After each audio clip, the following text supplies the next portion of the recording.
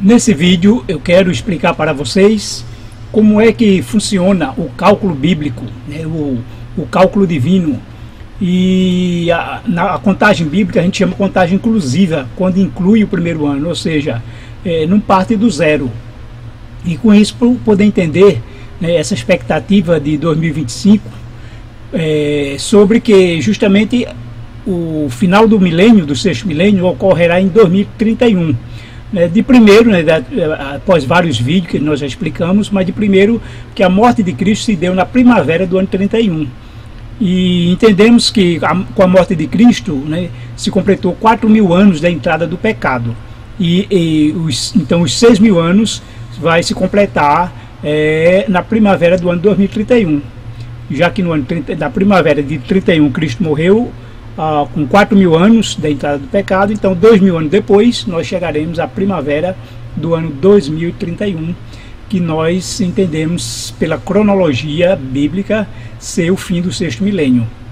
Logo, né, 7 anos, os últimos 7 anos para o fim do sexto milênio, biblicamente, pela contagem bíblica, a gente começaria a partir de 2025, e não 2024, como já foi também badalado, nós também já publicamos, mas há situações em que a gente precisa reconhecer ou até mesmo entender que Deus, né, não queria que a gente entendesse no tempo certo e vai dando entendimento aos poucos. Há muita coisa ainda para a gente aprender na Bíblia e também outras coisas ainda a ser revelada, porque tudo a seu tempo, né, tudo no tempo de Deus. Então percebam que de 2025 para 2031, quando você faz essa contagem inclusiva, né, observe aqui, a partir do 1, 2, 3, 4, 5, 6, 7. Nós teremos aí 7 anos, 7 anos para 2031 a partir de 2025. Se eu partisse do zero, o ano zero seria 2024, mas na Bíblia eu vou mostrar para vocês alguns textos, dentre vários, esse tipo de contagem, esse tipo de cálculo que a Bíblia faz. Então, em 2024 foi o ano 5.994 desde a queda, né? Desde lá no Éden a queda. Em 2025 nós estaremos no ano 5.995, enquanto o povo de Israel, pelo calendário de Israel, já está no ano 5.995, nós entraremos nesse ano a partir de 28, 29 de março, é quando começa a lua nova. E vou explicar mais adiante também essa data, né, que é muito importante, que é quando começa a primavera. Observe outro detalhe também. Observe então aqui que, no caso, o ano 5.996 começa em 2026, sempre pelo cálculo bíblico na primavera, né? Deus instituiu a primavera, e ele explicou lá em Êxodo 12, de 2 a 6, com a saída do povo de Israel do Egito, ele disse, esse é o primeiro mês, né? Então, o povo judeu celebra o ano novo entre setembro e outubro, sempre variando um pouco, mas dá entre setembro e outubro. E no caso eles celebraram já o ano 5.995, mas nós, né, o calendário bíblico só começa na primavera. E assim nós temos a sequência de anos até o ano 6.000. Então o ano 6.000, observe que ele começa na primavera do ano 2030 e vai terminar lá na primavera do ano 2031. Ou seja, a partir de 28, né, 29 do ano 2031, então aí que começa o 7º milênio, a partir do ano 6001, do ano AM, né, desde a criação, ou desde a criação que conta o ano 6000 AM.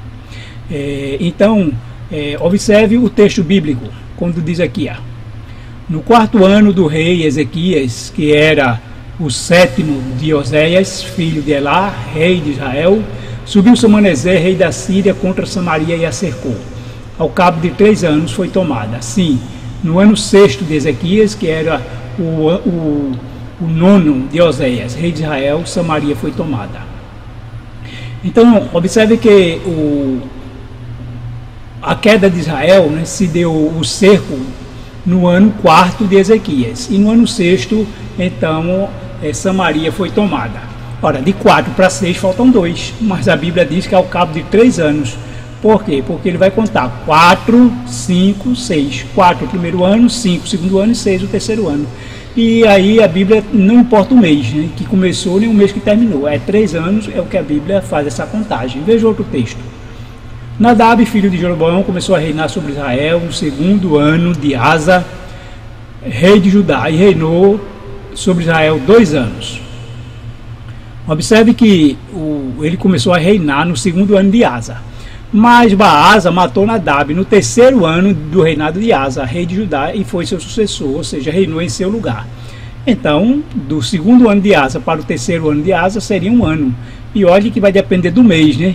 Se o segundo ano de Asa foi, digamos, em novembro desse segundo ano, e Baasa matou em março, né, daria aí 5 meses, né? Mas a Bíblia conta aqui 2 anos. Desde o primeiro ano de Asa até o segundo ano de Asa, 2 anos. Não importa se completo, né, ou não. Mas é essa a contagem bíblica. Veja outro texto aqui. Eles o matarão, e no 3º dia ele ressuscitará. E os discípulos ficaram cheios de tristeza.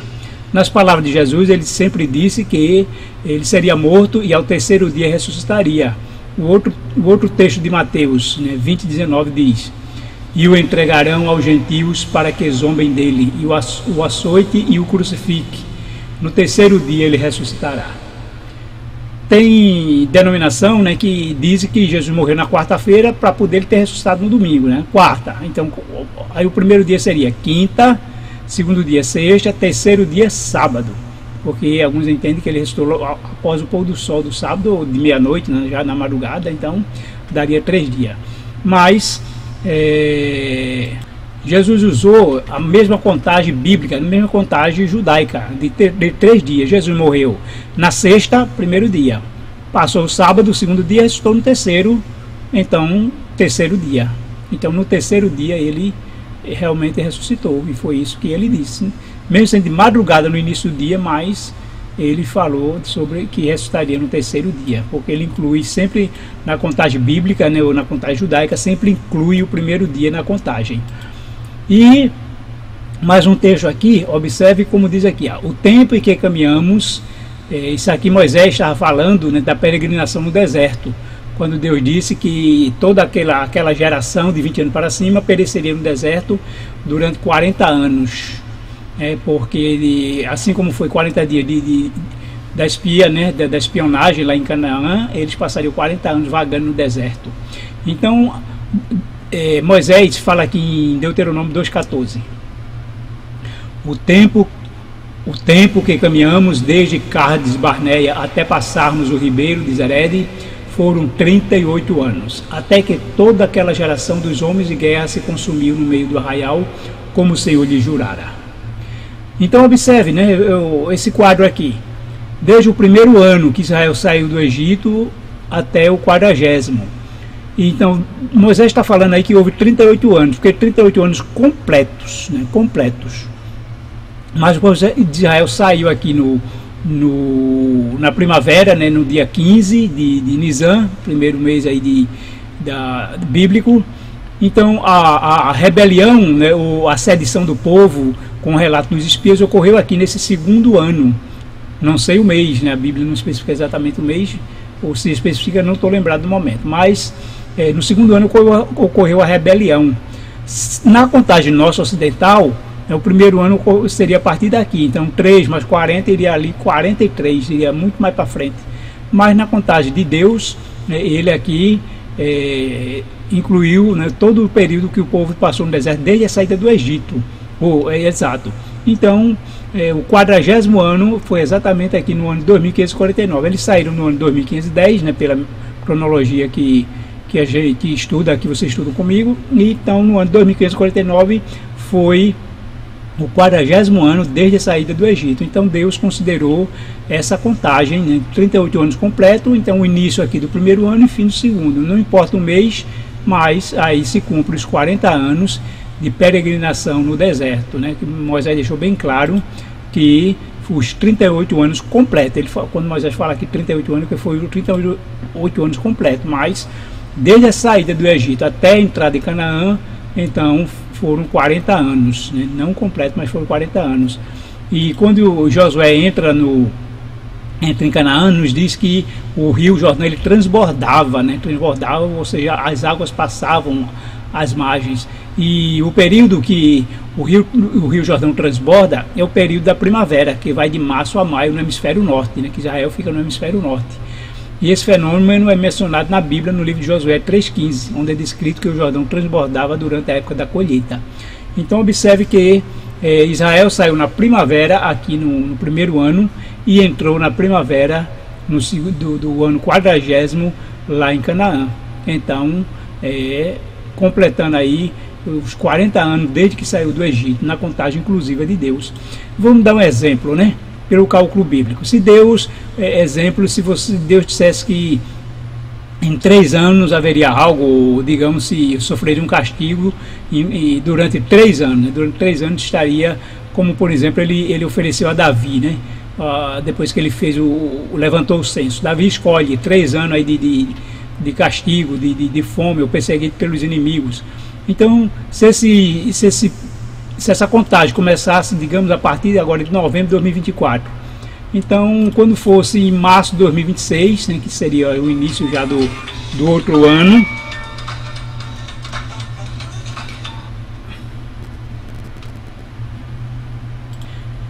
então, quando fosse em março de 2026, porque aí Deus poderia considerar aqui já 3 anos, né? Digamos que, como uma suposição, né? Um castigo era para 3 anos de castigo, começou agora em novembro de 2024. Em qualquer mês de 2026, Deus podia, então, dar como concluído, já que o ano 2026, biblicamente, começar em março, na primavera, no final de março, aí entre final de março, começo de abril. Logo, ele daria por encerrados os 3 anos. Né? Então, a contagem de Deus, quando se trata de misericórdia, ele é muito bondoso, se estende até 1000 gerações. Quando se trata de castigo, é até 4 gerações, como ele diz. Então, Deus é bondoso nessa questão do tempo, principalmente quando se trata de juízo. Mas, então, vejamos que, voltando ao quadro, né, para explicar que na primavera de 2025, nós começaremos, então, a contagem dos últimos 7 anos para o fim do 6º milênio. Isso pela contagem bíblica. Nesse ano ainda, né, a gente fez um vídeo dizendo que a contagem teria começado nesse ano de 2024, mas isso na contagem ocidental, que começa do 0. Na contagem bíblica, que eu estou mostrando para vocês de novo nesse vídeo, que começa então em 2025, e não é a data em si, ela não, digamos assim, não tem um valor. A data em si não vai servir de nada. Se não houver, né, eventos que justifiquem, se não houver acontecimentos, seja no céu, na terra ou no mar, ou no ar também, então vai poder, essa data não vai ter valor. Jesus vai voltar em 2031, por exemplo, né? Mas se até lá não houver nenhum cumprimento profético das profecias escatológicas, então essa data não vai importar, ninguém vai se preocupar com a data. Não é verdade? Se não houver decreto dominical, selamento, chuva seroide, perseguição, libertação, o último clamor, né? A porta da graça se fecha, não houver nada que a gente veja, que nenhum cumprimento profético, então não se preocupe com a data. Mas, porque ocorre aqui entre 28 e 29 de março. Então, observe que no calendário bíblico, né, a criação, eu vou colocar aqui para vocês verem, no primeiro milênio, aqui no ano 1 AM, 3970 a.C., então esse ano ele começou no dia 19 de março, a primeira primavera da criação. Então isso faria com que entre 19 e no máximo 21 de março pudesse variar essa data do início da primavera, e assim foi ao longo dos anos. Inclusive, na época da morte de Cristo, né, essa é a contagem, Cristo morreu por esse calendário aqui, dia 1º de abril, que aqui é o início da primavera, digamos, dia 1º, mas aqui é o dia 14, né, 14 de Nisan, que foi a morte de Cristo aqui no dia 1º de abril. Então, quando a gente conta aqui para chegar no calendário gregoriano, pelo calendário juliano, que era então o calendário que estava em vigor na época de Cristo, então nós temos que, veja aqui, 2189, 2003, ou seja, isso aqui é o número de dias decorrido desde o início, né, o primeiro dia lá da contagem no ano 1. Então decorreram aqui até o dia 19 de março de 2025, né, de 2025, que é quando começa a primavera. Então nós teríamos aí 2.189.263 dias, isso no calendário juliano. Observe que dia 19 de março, então seria o início do primeiro dia do calendário bíblico em 2025, né? Então, o calendário bíblico não começa em 1º de janeiro, isso é o calendário gregoriano. Então, essa data aqui, ó, observe, no calendário gregoriano, 2.189.263, ó, Juliano, tá aqui o número, tá vendo? 2.189.263, isso é o dia decorrido. Então, no gregoriano vem aqui para 28 de março. E esse dia é entre de 28 para 29. Se por exemplo, como a gente celebra no pôr do sol, né, o dia bíblico, então a partir das 18 horas já é dia 29, que possivelmente, né, exatamente como está aqui a data. Observe essa data aqui, é o primeiro dia da lua nova, né, o calendário indica. Observe esse calendário aqui, ó, março 2025, ó, o calendário agora é da lua. Então, dia 29 de março, março 2025, 29 de março é a lua nova. E nesse dia vai ocorrer um eclipse solar. Veja que coisa interessante, né? Lua nova com eclipse solar. Claro que a Bíblia, os judeus, né, eles têm por cálculo o início do ano com a lua nova. Isso, eles faziam esses cálculos baseados na primeira lua nova após o equinócio vernal. E dentro essa semana do equinócio vernal, então nós temos aí o primeiro dia da lua nova, que também é o primeiro dia do equinócio vernal. Eu expliquei por quê. Porque lembre-se que no calendário gregoriano, como eu mostrei aqui para vocês, existe uma diferença de 10 dias. Do juliano, que aqui é 19 de março, e para o gregoriano, que vai para 29 de março, aqui 2025, que esse dia 2003, 28 de março, mas eu considero 29 porque já é à noite. Então deu uma diferença de 10 dias. Esses 10 dias, lembre-se que veio do calendário aqui, quando da mudança do calendário juliano para o gregoriano, né, que o do dia 4, numa quinta-feira, então era para ser seguido do dia 5, na sexta, mas em vez de 5 passou a ser 15, então uma diferença de 10 dias. E a gente vê que essa diferença de 10 dias, então faz essa alteração aqui no calendário para a gente entender. E aí, ó, observe que exatamente vai haver um eclipse solar parcial no dia 29 de março, e esse eclipse, essa área aqui, essa sombra, observe que esse eclipse ele praticamente atinge todos os continentes. Então um pouquinho aqui da América do Sul, porque aqui com as Américas, né, passando aqui a América do Norte, mas pega a África, a Europa e a Rússia, a Ásia, né? Então um pouquinho de cada continente. Então é algo que já pode nos dar, servir de sinal, né? Mas temos outras profecias a se cumprir. No último vídeo que eu publiquei, né, profecias para 2025, então lá fala de profecias que justamente poderão ocorrer a partir de 2025, uma grande crise econômica nos Estados Unidos, e um outro vírus muito mais mortal também pode surgir, e tudo isso previsto a partir de 2025, mas alguns, por não entender o calendário bíblico, passam a dizer que a partir de janeiro vai começar essas profecias, né? Alguns mais desavisados acham que é a partir de 1º de janeiro, né? Mas não está atento de que a posse de Trump, ele só passa a ser presidente efetivo, né, a partir de 20 de janeiro. Então, em relação a alguma profecia contando com um novo presidente americano, não ocorreria antes de 20 de janeiro.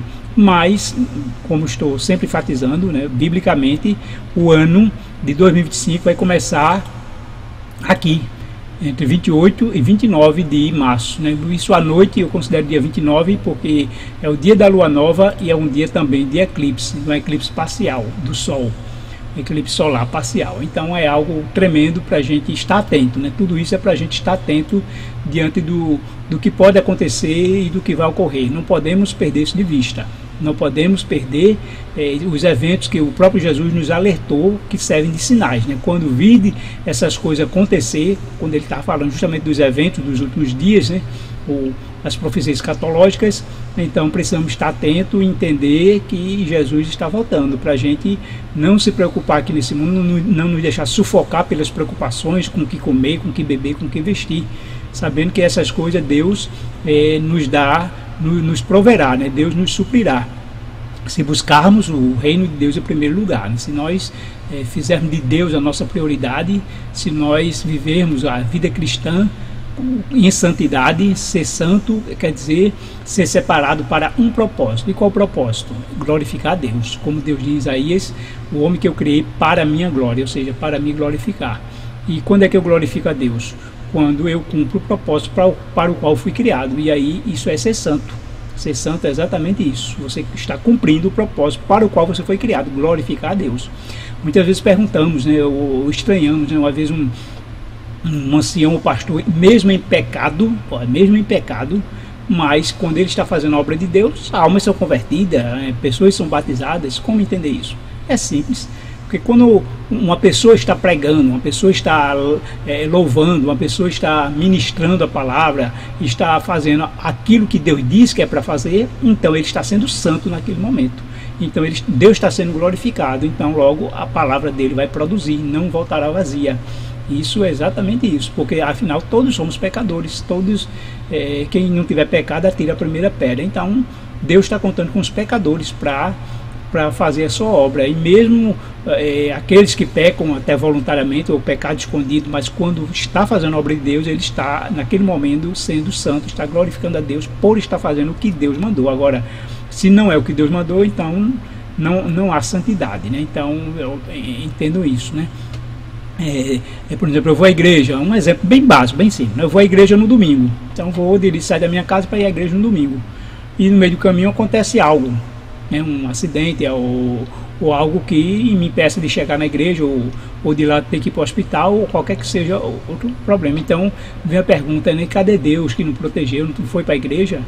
Mas Deus mandou ir para a igreja num domingo de manhã, Deus mandou santificar o domingo, né? Se esse dia eu fui como dia de guarda, tem um filme em que um ator, né, ele chama o domingo de Shabá, inclusive porque na Europa o calendário lá europeu, o primeiro dia da semana é a segunda, o sétimo dia é o domingo para eles, então chama o domingo de Shabá, como se realmente fosse o Shabá, para eles é o domingo, mas não é o dia que Deus mandou. Então se está fazendo mesmo aquilo que você acha que é para Deus, mas se Deus não mandou, Deus não aceita, logo não há santidade, né? E ficamos sem o cumprimento da promessa de Deus. É como Caim, né? O mais boa vontade que tem é oferecer uma oferta que Deus não pediu, então Deus não vai santificar, não vai derramar fogo, Deus só vai aceitar aquilo que ele pediu. Então isso é ser santo, isso é glorificar a Deus, é fazer exatamente o que ele pediu, como ele pediu, quando ele pediu, tudo dentro dos limites. E como ele disse a Moisés, tenha cuidado de fazer exatamente como eu mandei quando foi o santuário, assim como a Noé, né? Ter o cuidado de fazer exatamente como Deus instruiu para fazer a arca, nem mais nem menos. Deus não aceita, só aceita exatamente e estritamente o que ele mandou. Isso é santidade, isto é glorificar a Deus. Então entendam isso e vamos viver uma vida santa, glorificar a Deus, cumprindo o propósito para o qual nós fomos criados. Nós não fomos criados para ganhar dinheiro, nós não fomos criados para ficar rico, nós não fomos criados para ser feliz, né? Isso não é, a felicidade não é uma finalidade da vida. Felicidade só tem quem cumpre o propósito de Deus. Mesmo os discípulos, quando eram chicoteados, eles estavam felizes, estavam cantando, estavam orando, porque eles estavam alegres, porque estavam sofrendo igual a Jesus. E o próprio Jesus tinha dito, né? Porque nós sofreríamos por amor a Ele. Poderíamos ser chicoteados, presos, arrastados pelas ruas. E quando isso acontecer, é motivo de alegria, é motivo de estar feliz, porque está exatamente acontecendo o que Deus disse que vai acontecer. Então está cumprindo em nós o propósito dele, e isso é motivo para a felicidade. Entenderam? Então é exatamente assim. Por isso que o que quer que aconteça, né, quando nós estamos fazendo a obra de Deus, a vontade de Deus, o que quer que aconteça daqui para frente é motivo para a gente estar alegre, estar feliz.